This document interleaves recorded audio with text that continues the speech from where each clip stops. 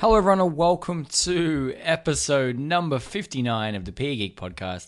And as always, it's an absolute pleasure to be here. Now, I'm really excited today to welcome a good friend of mine and a real contributor to the physical education community online, none other than Nathan Horne of PhysED. How are you, Nathan? Good, Jared. Thanks very much. I'm very happy to be here. Yeah, I feel like it's been a long time coming. You know, we have known each other for a number of years now, and you have a podcast, and I have a podcast, and I felt like at some stage we were going to get together and do something like this. So I really appreciate you spending your time here today. Paint the picture of where you are right now.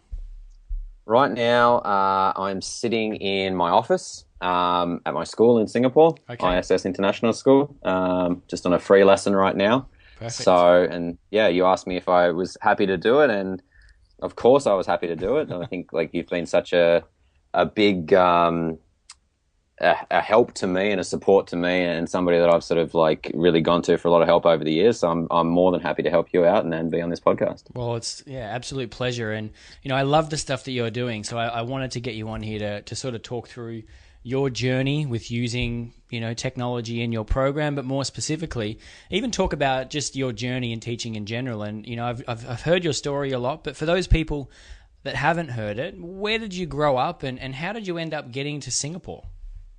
Yeah. So I guess I'm Australian, obviously, if you can't tell by the accent. From Tasmania originally. Grew up in Hobart, and then sort of I went to university in Tasmania as well, at the University of Tasmania, where I studied a Bachelor of Human Movement. So which at the time sort of was, there were three options there. You could either go down a sports science route, a sports management route, or a PE route. And I was very keen to do sports science, and then realised that the science was too difficult, and that there weren't that many jobs available in sports science in Australia, and sort of did a couple of teaching pracs and realised that I really loved it. So got into teaching that way, and then similar sort of situation in Tasmania. There weren't a lot of teaching jobs available when I graduated. So there was a company, I think, that came into the university actually just before we graduated, and we're talking about going to the UK and being a relief teacher or a supply teacher there. And so me and three of my friends decided that we were going to up and go to the UK. And so we went and did that, did some relief teaching there, and then caught the travel bug and ended up going from the UK to Cambodia, from Cambodia to Italy, and now from Italy to Singapore. And I've been here this is my fourth year, I think, now in Singapore. So yeah, lots of different experiences, different places, teaching different things, but it's been a bit of an adventure, but it's been a good one. I think it's really impressive that teaching can do this for you. So, it's a job that is needed everywhere, and you can tie up your own interests with a bit of travel and the job that you have skills in, and sort of make it all work well together, which I think is amazing. And I commonly meet teachers who have just been around in that international circuit and gone to lots of countries. What sort of insights do you reckon you get from that? Do you feel like you've got a different perspective of the global education landscape because of the fact that you've worked in so many places? Yeah, definitely. I think, especially coming from Tasmania, which is a small place, Yeah. And can be quite insular in terms of the way that people think or the way that people view certain things. So sort of like, I think you'd find a lot of young Tasmanians, whether they're in education or whether they're in any field, tend to like get out, and whether that's just going to Melbourne or going overseas, there's that sort of drain of young people wanting to get out and experience something different. So I think being able to sort of go further afield than just go to the mainland, Mm-hmm. Was definitely a big thing for me, and it really opened my eyes up. I remember like going to the UK and thinking like, all right, this is going to be pretty similar to Australia, and then getting there and realizing that it was like very different, Mm-hmm. and especially the schools. Schools were extremely divergent to like what schools were like in Australia, and so it was this almost this culture shock. But I think like having taught in a lot of different countries in a lot of different areas, like I didn't teach PE in the first 4 years that I was a teacher, I didn't teach any PE. So coming from having a PE degree to not teaching PE was a culture shock, but I learned a lot about education, a lot about myself, a lot about kids through doing that.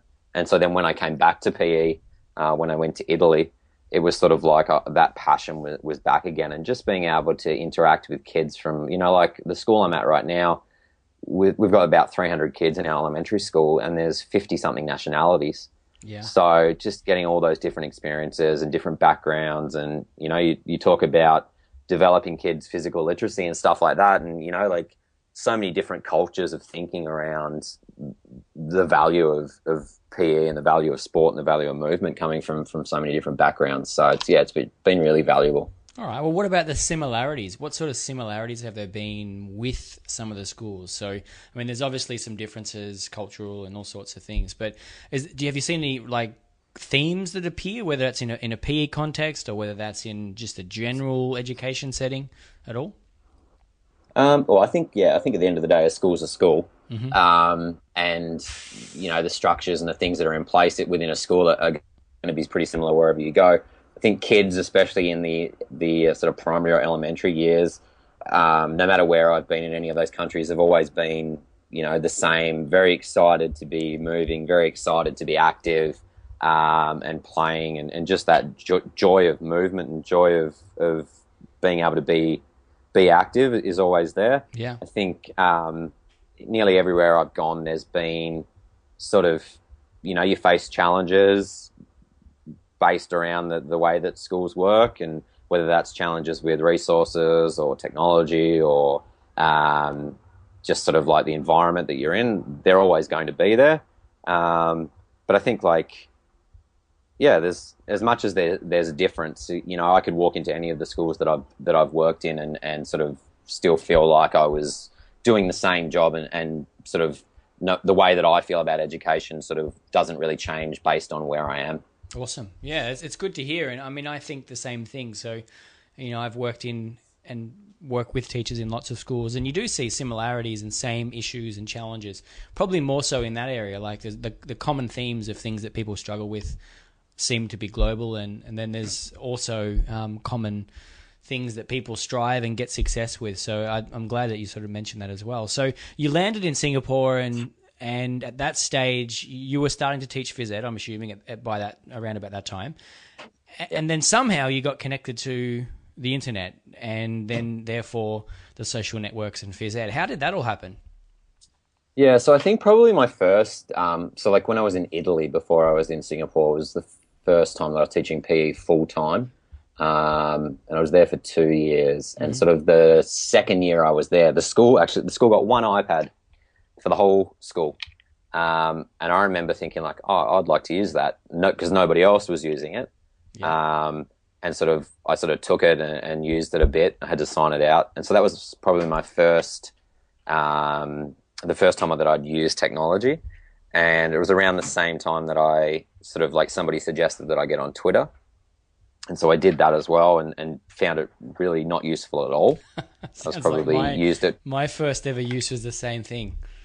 Yeah.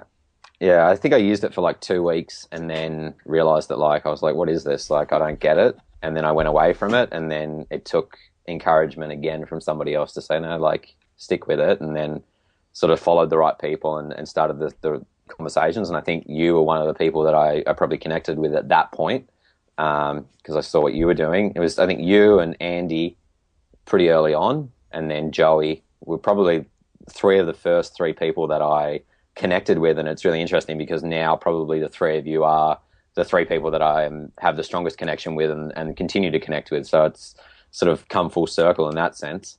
But yeah, that was my first experience with technology. And then when I moved to Singapore, there was more of a focus on technology at this school. I think from grade 5 up, we're a 1-to-1 max school. And then there's iPads and other laptops available for the younger kids. So there was immediately that focus. And I had an iPad for me, and then I was able to get some iPads for the class.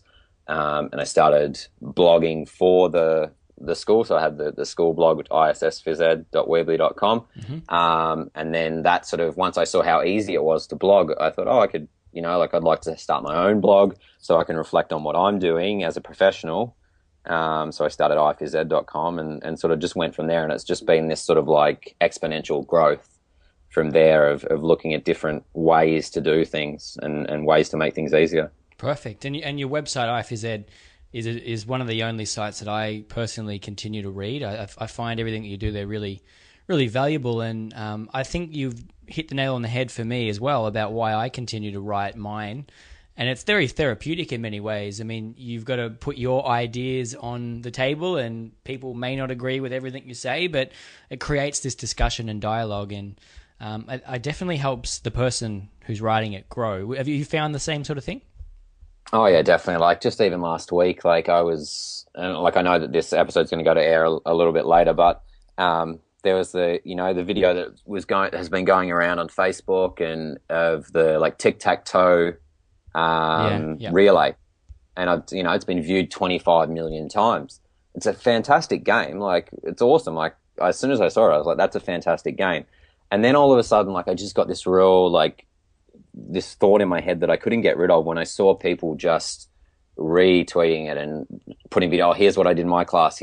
I did it. I played this game like almost the next day, and I just couldn't get rid of this thought that I had. And it was literally like 9 p.m. on a Tuesday night, and I was like, right, I've got to like write this down, otherwise I'm going to forget it. And like an hour later, I had a blog post about like using PhysEd with a purpose, because like in my mind I was thinking like it's a great game, but like what did people have planned to do in their lesson that they just threw away because they saw this game on Facebook? And the whole idea of that, like, we shouldn't just have this collection of games that we turn up and roll out our collection of games and say, okay, we're going to play this game today, then we're going to play this game. Like there needs to be a purpose behind what people are doing, and I wanted people to think about that purpose. Of like, well, if you're going to play that game, why are you going to play it? Like, how's it helping your kids? How's it connected to what you're learning about at the moment? And I knew writing it that people were going to have maybe a different opinion than me, but I wanted to have that conversation with people. And it's been really interesting because a lot of people have replied and shared their thoughts, both agreeing and disagreeing. And it's helped me to understand my feelings better. And I think it's helped other people to sort of like reflect on what they're doing as well. So I think you're right. Like I started the website as a thing for me to be able to reflect on what I was doing. And if it helps other people to reflect on what they're doing as well, then I think that like, that's great, but that's not the reason that I started it. Yeah. Tremendous. And I mean, I think if you go back and look at your earliest posts, I've done this exercise numerous times and read how my thoughts were then and how they've sort of evolved now, and you can definitely see change. So, I mean, people maybe get this whole idea that when they start blogging, they've got to have this website where heaps of people come to it and whatever. Most of the time, it's not even for that. It's literally for your own benefit, and I encourage anyone to get started. You can do it so easy these days with websites like Weebly or a WordPress site, and you can be away with your thoughts. So I think that's fantastic. And I mean, I know that I've seen some really impressive content around technology on your site over the years. And one of the things that I would like you to share and talk more about is the 4C's, the concept that you use to sort of explain how and why technology is valuable for your class. Yeah, for sure. I think I'll start by like prefacing it by saying that I was one of those teachers when I first started, like I mentioned, like having the iPad and stuff, like that was very much all about the app and like what app am I going to use next. And like I'd find these apps that were like PE related and I'd be like, great, I'm going to use that in my class tomorrow. And it sort of goes with what I was saying before. It was like I wasn't really thinking about the purpose behind why I was using it. I was just using it because it was something that was cool. So my thinking has definitely changed. And like you said, if you go back and look at some of the early posts that I had on the website, it was definitely based around like, oh, check out this cool app that I found. And the 4C's sort of came out of that as my thinking was changing. I was thinking about, well, like if I'm going to use this technology, which is great, and there are fantastic tools out there to use, how am I going to use it in a way that's going to be really effective for me as a teacher to like make things easier for me, also to help me to make things easier for my kids or to give them the opportunity to be able to do things. So I sort of came up with these 4C's. It was the 3 C's for the longest time and I couldn't think of the 4th C. So I had 3 C's and something else, another letter, and then I finally thought of another C word. So my 4 C's that I sort of came up with was create, collect, celebrate, and connect. So they sort of all fit together and sort of work together to make the way that I use technology in PE more meaningful for me and more meaningful for my students. Awesome. So I'm assuming that when you look at a tool, then they're under that 4C framework, if you like, and if they help do any of those things, then they could potentially be a tool that might get introduced somewhere along the line if they bring about the right result for your students. Yeah, definitely. I think I definitely think now not about the tool but about the outcome. What do I want the outcome to be first, and then if there's a tool that's going to help me to do that, then I'll sort of explore that and see whether it's going to be the best way to do it. Because often, you can spend a lot of time using technology to get you to a certain point when there may have been a better way to do it without technology. Yeah. And sometimes we get caught up in saying I have to use it if I've got it. But just thinking about, what's best for the kids, what's going to be the easiest for them to be able to demonstrate their learning or be able to get from where they need to be to where they're going. So if an app or a tool fits into one of those 4 things, or helps me to get the kids from point A to point B, then I'll definitely use it. And if it's a creation thing, is there a tool that's going to help them to be able to create content within PE? So if it's I'm looking for them to create I'm doing a fitness unit right now, if I want them to create a workout, rather than just have them draw little stick men, which they're very good at, but it doesn't really show exactly what the movement might be if they're trying to show me star jumps or push-ups or something. I've been getting them to use the iPads, and they've been making little videos or GIFs of them doing the workout. So the GIFs are great because they just repeat. So anybody can watch that and see that movement over and over and over again, and they know exactly what to do. So that might be an example of a tool that's helped them with the creation of content rather than just drawing on a piece of paper. They're actually able to film it, and then it becomes something that is a valuable resource, not only for them, but it can be shared with other people as well. Absolutely. So the creation part, absolutely, super important in the PE space. I like the fact that the creation stuff sits at the top of that Bloom's taxonomy. So if you're creating content, then you've got to be hopefully doing all the other parts that fit underneath it, analyzing it and etc. So I think creation's massive. And you mentioned 3 other C's. One of those was celebration. So what sort of tools do you use to celebrate some of the things that take place in your school? Yeah, well, like I mentioned earlier, we have a blog for the PE program here at the school. So a lot of the stuff is pushed out on that. So that's a way for us to be able to celebrate what's happening in lessons. So to parent bodies and so on? Yeah. We're really lucky here at the school that all our kids have signed forms that say that their photographs and stuff can be shared online. So it's completely open. Anybody who can go to the blog can access it. But yeah, definitely it's for parents and for the kids as well. They love to see videos and photos and stuff of themselves online. So that's one way we sort of celebrate. The other way is through we have social media channels. So we've got the Twitter account as well. So things get tweeted out. And I've actually sort of connected those two right now. So a lot of the stuff that goes out on the blog is actually just coming straight from the Twitter account. Okay. Kids all have portfolios. Electronic portfolios from grade 2 to grade 5. And that's for all subject areas, I'm assuming? Or is it just for phys ed? Yeah, so they have one electronic portfolio that's for all subject areas, and within that they have a page that is specific to PE. So We're putting a lot of their stuff in there so they can use that to sort of show parents and especially grandparents and people who are, a lot of the people here are not from Singapore, but they want to sort of share with their family and friends back in their home countries. Perfect. So that's a perfect way to do that. Yeah, absolutely. So there's 2 of the 4 C's. Which C would you like to cover next and talk about how? Well, I think talking about celebrating, we're talking about portfolios and stuff. One of the big challenges I think with in education with evidence is collecting it. Mm-hmm. And how are we going to collect hundreds of kids worth of evidence, of like, you know, photos, videos, work, stuff like that. So the other C that I've looked at is collecting, and, you know, like I've used a variety of different ways of doing it, and I sort of have a system now which works for me. It might not work for everyone, but I think that cloud services definitely are the way to go with that. Like I use Google Drive right now. I have used in the past like Dropbox, Evernote, things like that. But I've found we're a Google Apps school, so that works really well. All the kids have Google Apps accounts. So I use Google Drive, and I use an add-on. So Doctopus, or I think it was called G-Class Folders. I don't know if it's called that anymore, but basically I have a spreadsheet that I set up at the start of the year with all the kids and their classes, and I run the add-on through Drive, and it creates folders for every kid in every class that is shared with them and is shared with me and shared with their class teacher.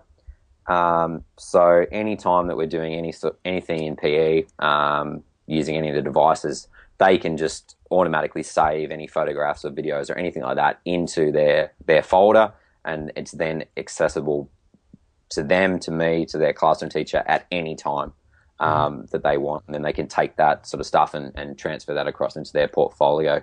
So rather than walking around with a binder full of photographs that I've printed out, you know, it's all there, and I have, you know, 4 years worth of student learning evidence in Google Drive right now. Amazing. And I think you touched on a really important point, which comes back to one of your previous points as well, about the collection of and using Google Drive that works for you. And the point here is that it's about how you collect. It's not necessarily about the tool that you choose to do that with.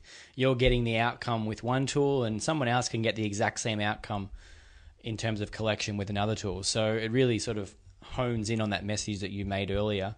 The final C in connection, I'm assuming that's something that you take quite seriously as well?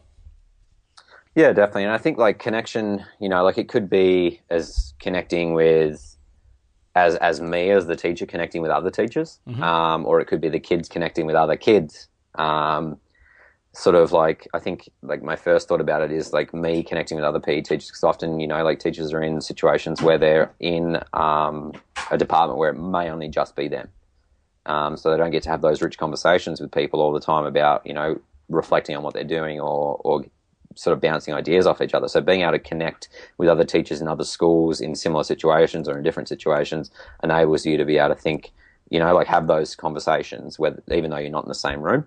Yeah. So that's sort of one part of it. The other part of it is the kids, like, you know, we've had some really great connections between schools, both here in Singapore and overseas. Like the thing that jumps to mind immediately is like the Burp It On challenge, out of Deseronto in Canada. You know, like that started with a tweet between two teachers that ended up with kids connecting with each other around physical activity. So, you know, like we're not limited in the way that we live anymore, that we're stuck in our own little corner of the world. Like we can be anywhere, anytime right now with the technology that exists. So, you know, our kids have access to that, and they use it in their own way outside of school. So there's no reason we shouldn't use it in school as well. For sure. And wrap good teaching around all of those 4C's and you can have some major impact. So yeah, really appreciate you sharing the framework that sort of guides why you use technology and how you best get results from it. How would people connect with you further if they wanted to learn more from you and catch up with the stuff that you're doing? Yeah, definitely. Like there's obviously the website, PhysED.com. You can go there, and a lot of the stuff I've talked about is there. Like you said, I blogged about it, and there's resources and stuff there. They can connect with me on Twitter at PE Nathan. They can drop me an email. All my contact details are on the website, so probably the website's the best place to go and do that. And yeah, definitely, like I'm more than happy to sort of connect with people. And you know, I've had a lot of people like yourself help me out over the years, and I sort of am happy to help anybody that needs help and is looking for ideas around sort of making their PE programs more purposeful and more meaningful, and if they're using technology, helping them do that. So yeah. Excellent. Really appreciate it. And I want to mention that you're also a masterclass leader and keynote speaker at the upcoming Connected PE conference. So if you want to catch up with Nathan and join his masterclass sessions, then you can head along to connectedpe.com and find out more about that, including where that's all happening and taking place. You want to give a brief overview of what you might be looking at during that keynote and so forth? Yeah, definitely. I'm definitely looking forward to getting to I'm excited too. Connected PE. Yeah, it's in Dubai. I haven't been to Dubai before, so that's exciting as well to sort of get there and see what that's all about. Probably going to be looking a lot at sort of like I talked about, like physical education with a purpose, and looking at like learning outcomes and how we break down learning outcomes and how we assess for that learning. So if we want kids to be able to demonstrate certain things, how can we get that? How can we assess them against that? A little bit of technology stuff and how that sort of feeds into it. But just sort of like looking at PE as something that's more than just collection of games, and how we can make it actually meaningful so that students can develop their physical literacy and become active and healthy adults. Awesome. Couldn't have said it better. That's something that I'm absolutely looking forward to seeing in the program. And if you have any questions, then feel free to leave them below for a full episode transcript. You can head along to the pegeek.com/59, as in episode 59. And I really want to thank you, Nathan, for taking the time out of your day to stop on in and share a little bit about your journey using tech in PE. No, I'm more than welcome to do it anytime, mate. It's a pleasure to speak with you. Awesome. We'll speak soon, mate. See ya. No worries. Bye.